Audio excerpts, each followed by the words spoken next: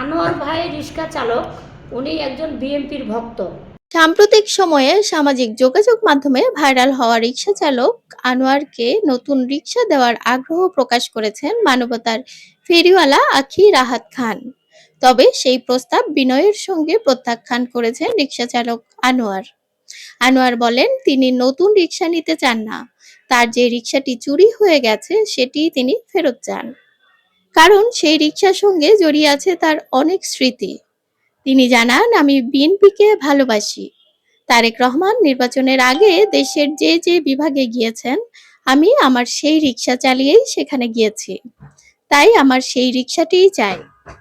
রিকশা চালক আনোয়ার আরো বলেন, তার চুরি হওয়া রিকশাটি যেন দ্রুত উদ্ধার করা হয়, এজন্য তিনি পুলিশের কাছে অনুরোধ জানিয়েছেন। তবে তিনি এটাও বলেন, যদি বর্তমান সরকার বা তারেক রহমান তাকে একটি রিকশা উপহার দেন তাহলে তিনি সেটি গ্রহণ করবেন, কিন্তু তার প্রথম চাওয়া তার হারিয়ে যাওয়া সেই প্রিয় রিকশাটি ফিরে পাওয়া। কারণ এই খালেদা জিয়ার যে ইতিহাস গড়ছে আর যে ইতিহাস তৈরি করে গেছে, বাংলার মানুষ কখনো ভুলবে না।